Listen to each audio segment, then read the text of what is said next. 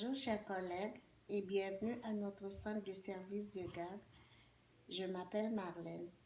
J'ai le plaisir de vous laisser un petit documentaire concernant la violence et la négligence envers les enfants. Ce document vous guidera lorsque vous aurez des doutes. Un enfant a pu subir de la violence ou de la maltraitance de la part de son tuteur ou de ses parents. D'abord, voici une petite définition entre la négligence et la maltraitance.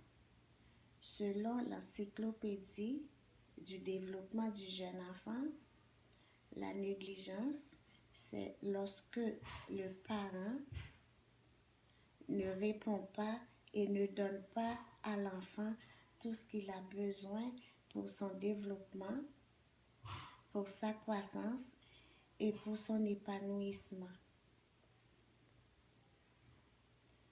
En ce qui a trait à la maltraitance, selon Wikipédia, ce sont des mauvais traitements infligés à l'enfant, soit par son tuteur ou ses parents. Aujourd'hui, nous allons aborder 3 types de violences les plus connus et les plus faciles à détecter chez l'enfant.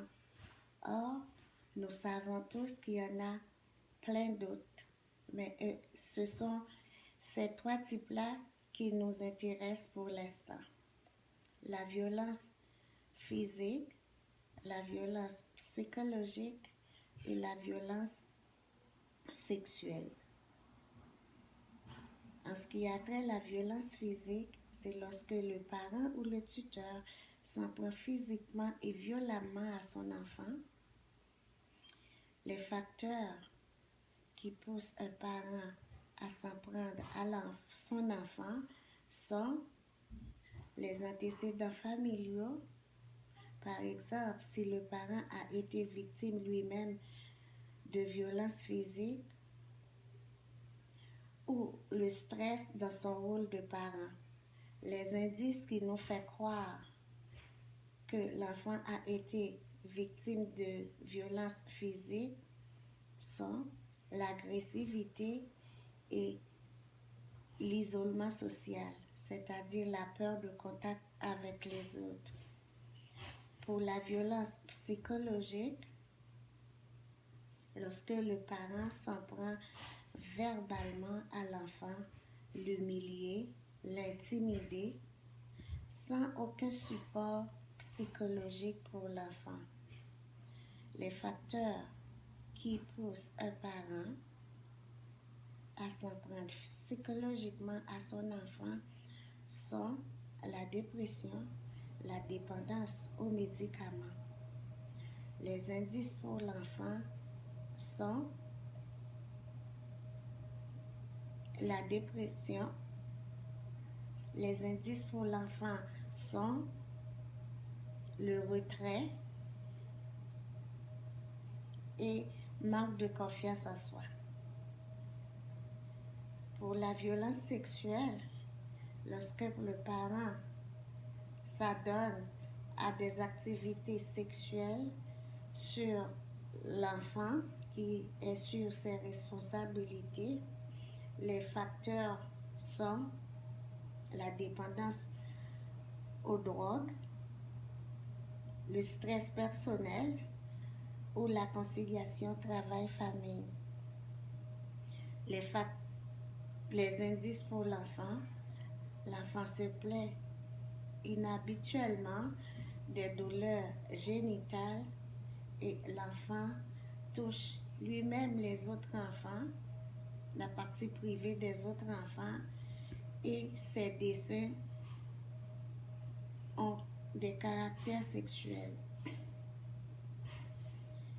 Pour les facteurs de risque chez l'enfant qui a été victime de la violence physique sont des attributs qui contribuent à des constructions inhabituelles chez l'enfant.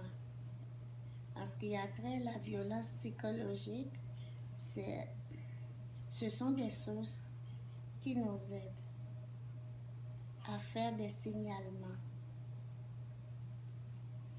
En ce qui a trait à la violence sexuelle, c'est lorsque l'enfant s'adonne lui-même à se toucher et à toucher les parties privées des autres et avoir un langage et un comportement à caractère sexuel. Or, si vous avez des doutes, si un enfant est venu vous parler qu'il a été victime d'une de ces violences-là, et tant que personnel de la petite enfance, et tant qu'éducatrice, nous devons faire le nécessaire pour assurer la protection de cet enfant. La loi nous oblige, nous avons des obligations envers ces enfants-là pour les protéger. Si les parents, les tuteurs n'ont pas la capacité de les protéger, nous en avons en faisant des plaintes et des signalements auprès des autorités concernées, que ce soit à l'aide à l'enfance ou même à la police. Il faut dénoncer ces violences-là parce que les enfants ont besoin de nous. Nous sommes leurs yeux, leur bouche. C'est nous qui parlons pour eux.